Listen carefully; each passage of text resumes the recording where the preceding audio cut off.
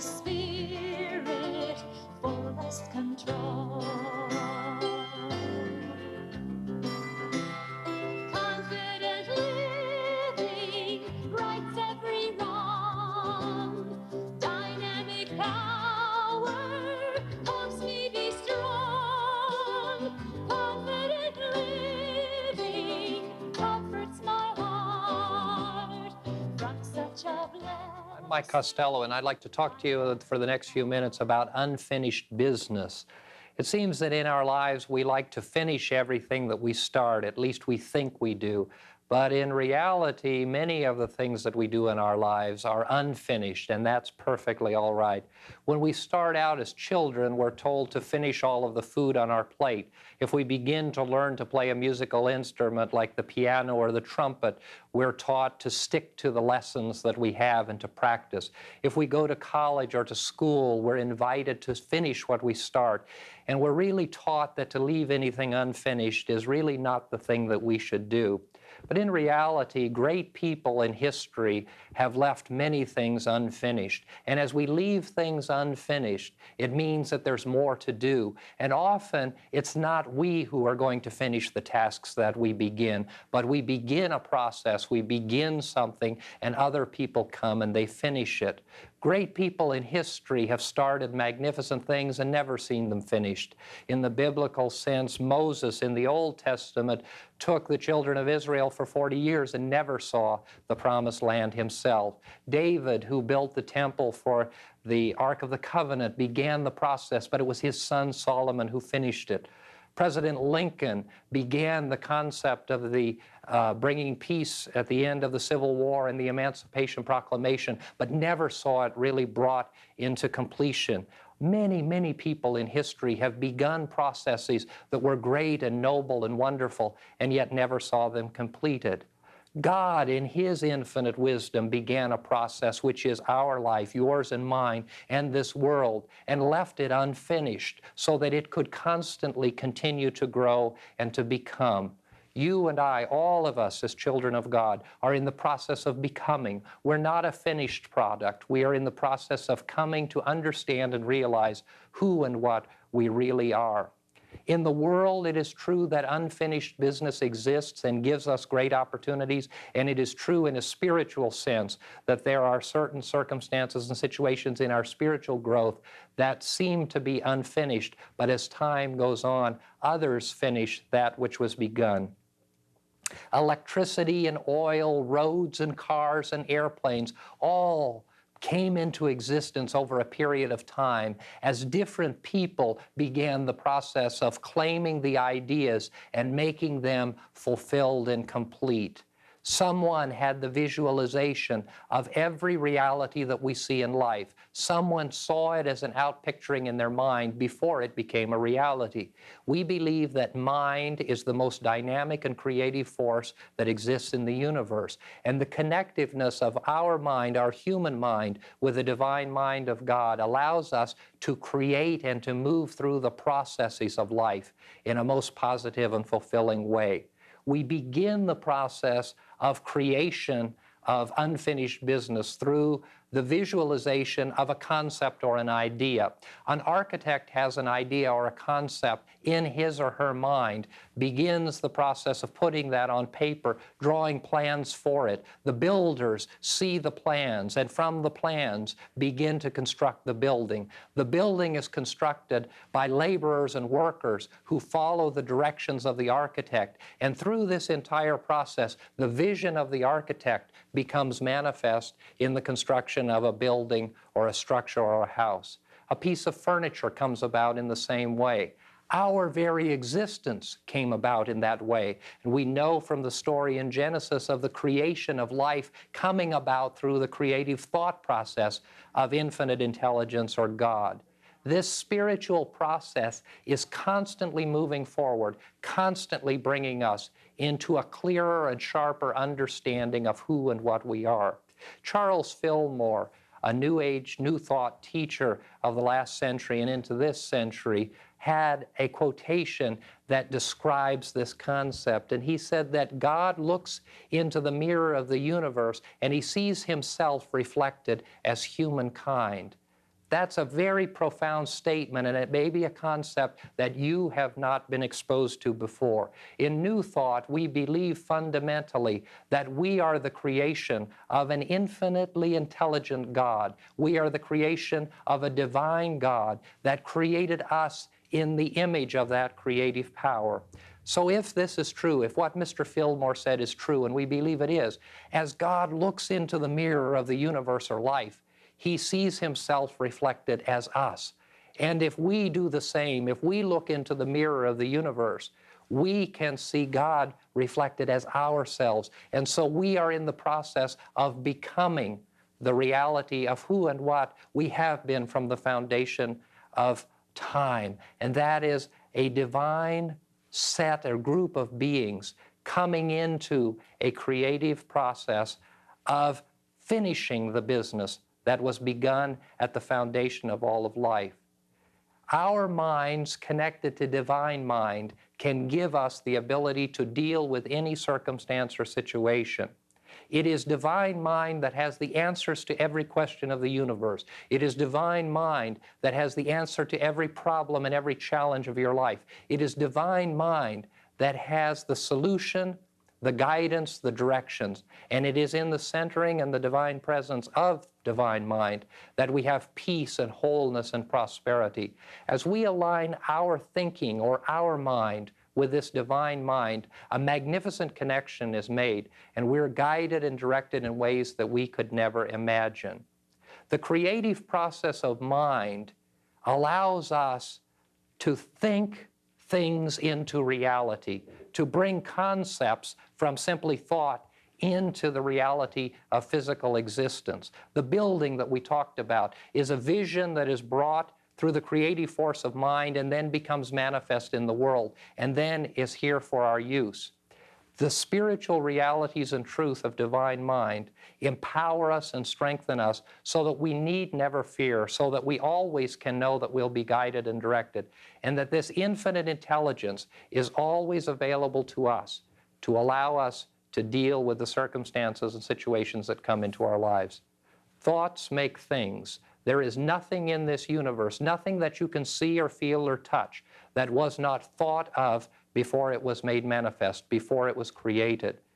In our minds lie the potential to solve every problem in this life and to solve every problem, circumstance, and situation in our spiritual growth and unfolding.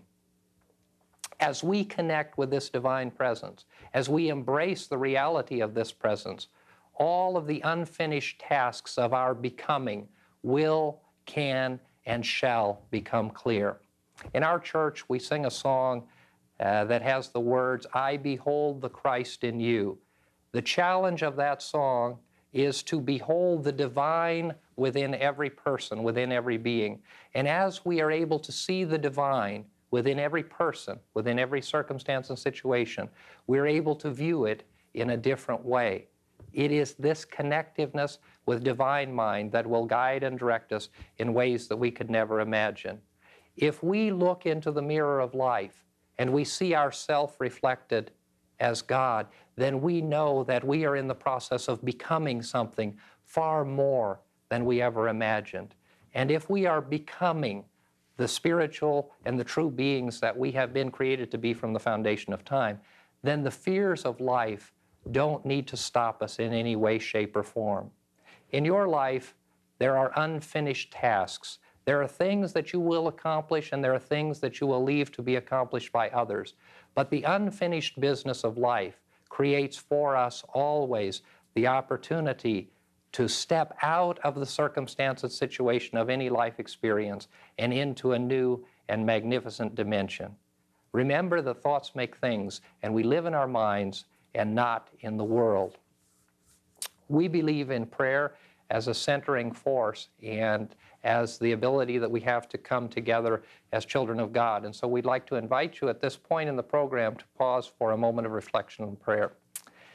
Eternal God, we gather our hearts and minds together in gratefulness for the unfinished business of life, knowing that in each of the unfinished tasks before us, we are becoming more whole, more complete, more divine, and more centered in your holy presence. We pray and know these things in the name of faith, in the name of hope, in the name of love. Amen. That was a wonderful talk about unfinished business, and we all have unfinished business. Of course, the reason we're on earth is to grow back to God more fully, and that's a large order. But yet, you teach so often of living in the now, and I think that's the only way we can face unfinished business and get it completed is just live in the now. Mm-hmm.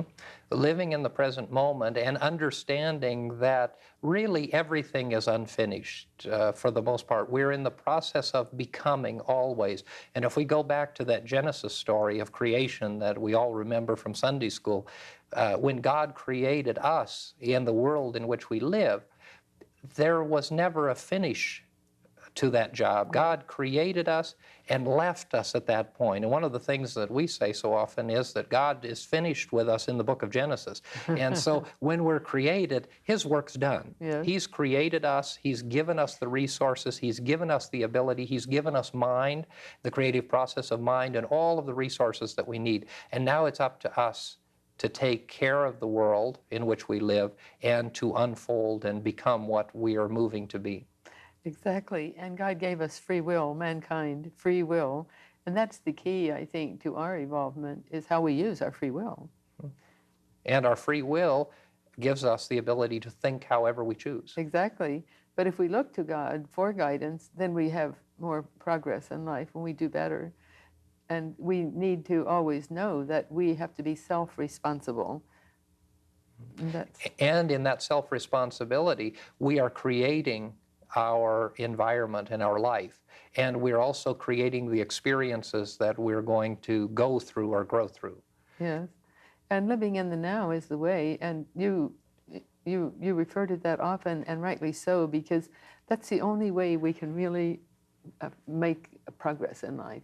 It's just doing what is at hand with whatever we have, whether it's training for new work or doing the work that's at hand or planning for the future, whatever it is, we can only do what's at hand at the moment.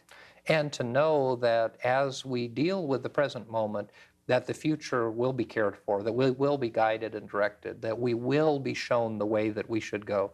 But we have to be conscious in the present moment. One of the things that we say about the eternal now is that if eternity is true, and we believe it is, if eternity is true, then we're always at the midpoint. Yes. There can't ever be any past or any future to any great extent. And so we believe these things of time to be true because we see them on the physical level of life, on the earth plane.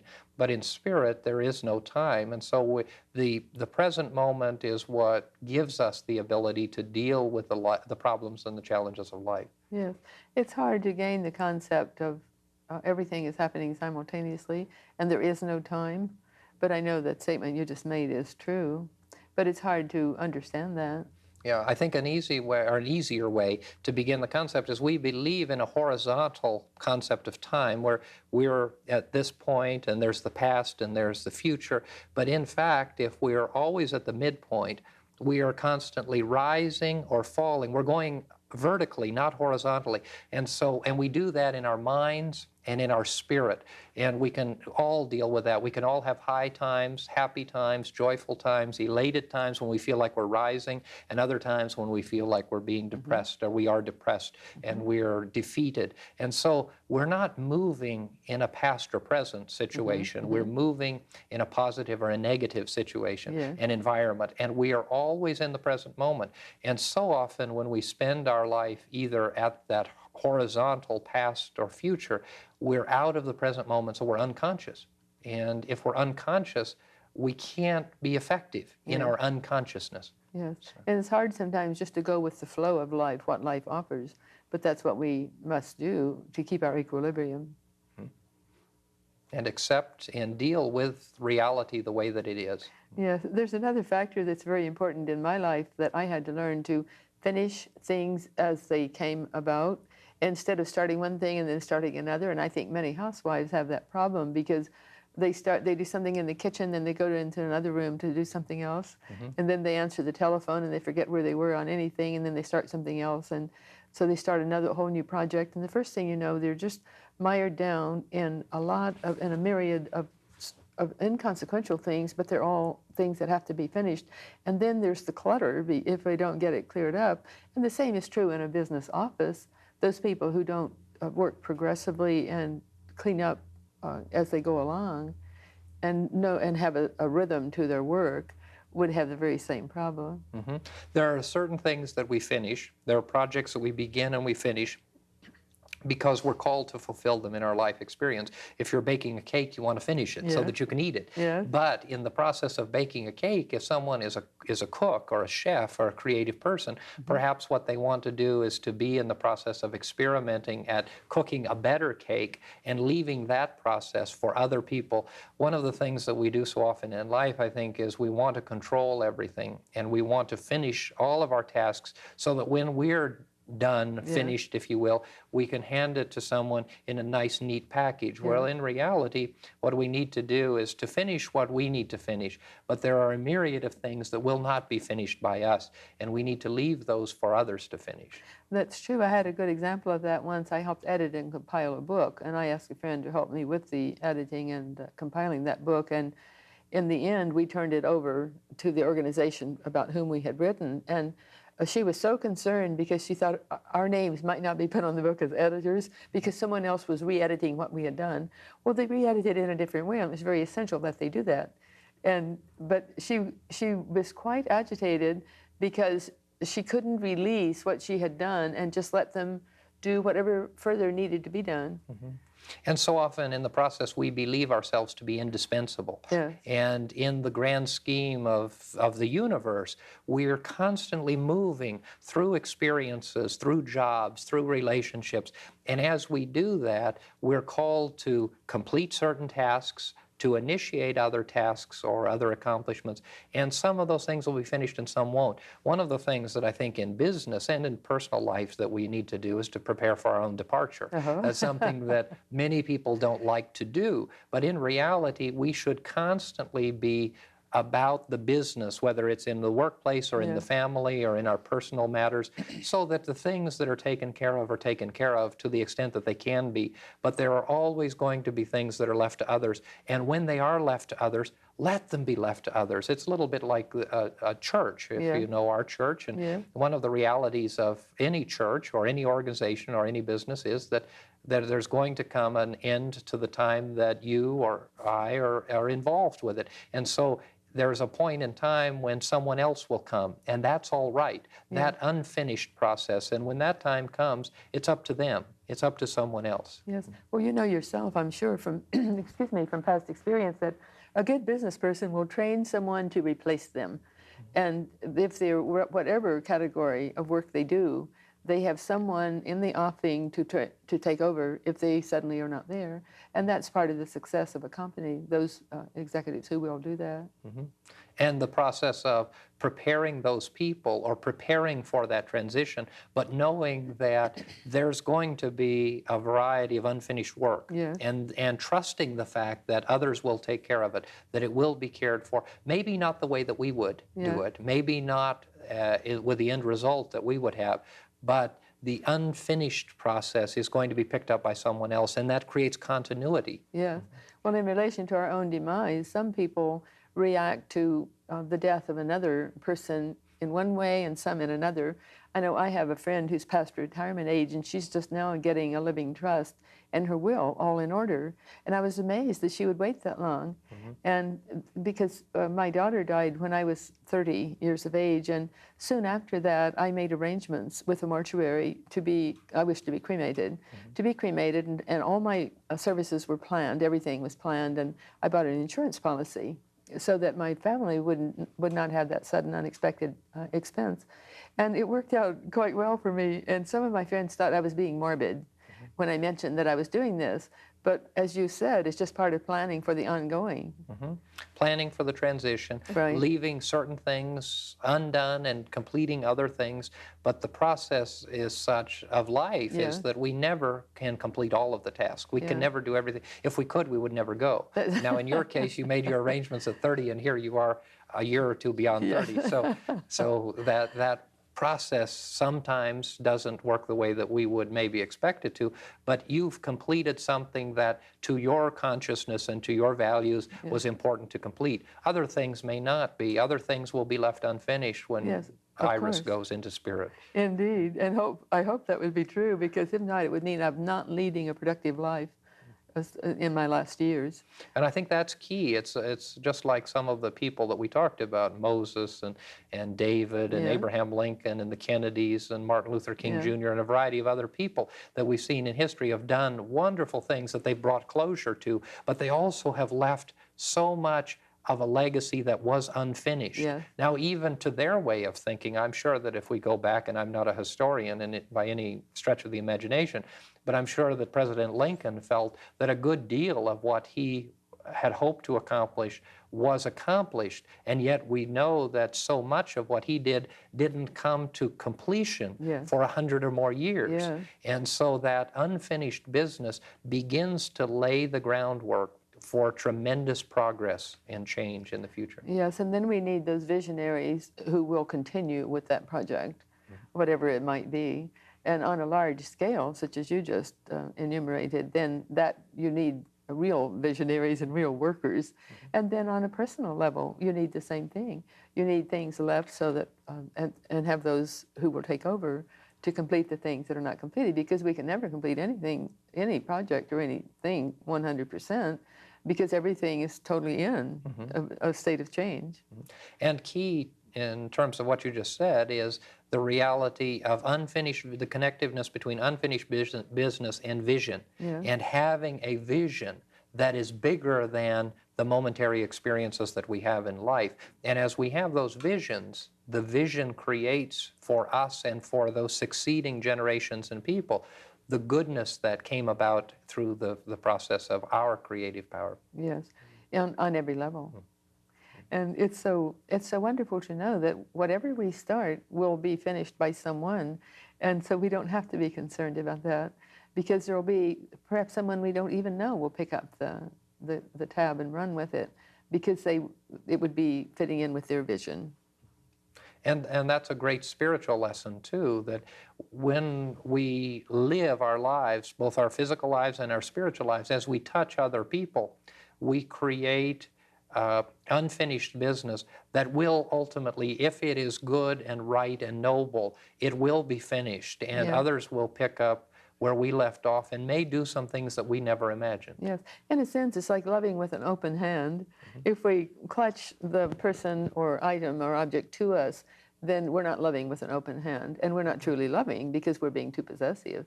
But if we do our work with an open hand, then it does flow as after we're no longer able to do that work. And that's what the great ones in the past have all done, and the great ones on the inner who work with us help us to accept unfinished business and to do what we can do at the moment, and then leave for posterity whatever there is available. And all of the religious leaders, the great spiritual teachers that we have, from Christ Jesus to Buddha to Muhammad to all spiritual leaders, created a thought or had a vision Yeah. of what their organization was to be and what their faith tradition was to be. Some of them didn't even intend to start a faith tradition. Yes. But after they left, the tradition went on. And what we're seeing now, I think, especially in the West and in Christian movement, in the traditional Christian movement, is the culmination of some unfinished business in terms of the evolution of consciousness, of awareness, and of spiritual teaching that is far more inclusive than it has been for the past 2,000 years, and far more inclusive than some of the religious leaders would have envisioned. And those religious leaders had no idea what they were setting forth. They were just like Lincoln when he made the Gettysburg Address. I'm sure he had no idea how that would go down in posterity. And Martin Luther King's ringing, "I have a dream," and he probably had no idea how that would continue inspiring people. But it was again an example of a noble and right business Yeah. that was unfinished, Yeah. that began, and the process began. And I think that it's no mistake that infinite intelligence doesn't allow, in many cases, the completion of these tasks by one or two, but makes it much more universal Yeah. in connecting us one to another. Because it's so great, it couldn't be completed in one lifetime. the culmination couldn't possibly come about in one lifetime, because that's part of our progress of civilization. And it connects one generation to the next. Yes. It makes us have a common vision and a common value, and it transcends the issues of age and person. Yes. In a sense, we might say unfinished business is a cement that holds the generations together. That's true. Yes, or And- the bridge. And if it was finished, and if everything was finished, which is never going to be in the Yeah. physical sense, then we would have to say that the source, that is the creative power of God, had completed the task. Yeah. And that task is one of unfolding in terms of our understanding and realization. Yes, we'd have aimless wandering instead of directed purpose if we didn't have something to go on from the past. And so it's very important for us to embrace the concept of unfinished business. Yes, and we can do it with faith in God most fully. As we just have to have that faith that we are being directed, and do what we can. And don't take ourselves so seriously that we are responsible for everything, because we're not. We're just responsible for doing what we can with any given project. And as we unfinish our business, others will come along and pick up the standard and the banner and will complete the work that we have begun. And we don't need to feel guilt. And we don't need to feel guilty. Reverend Freelander and I have been sharing with you some concepts of unfinished business, and we hope that they've been useful to you in your quest to more confident living. We look forward to seeing you next time. Fullest control.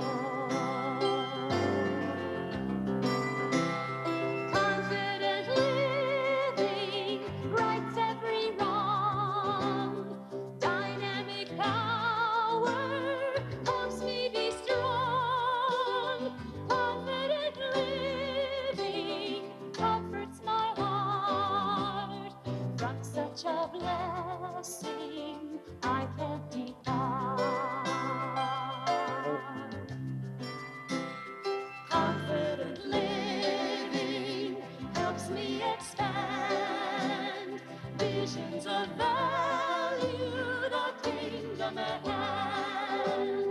Confident living, talent to win, gift of the Spirit moves from within. Confident living rights every wrong. Dynamic power helps me be strong. Confident living comforts my heart. From such a blessing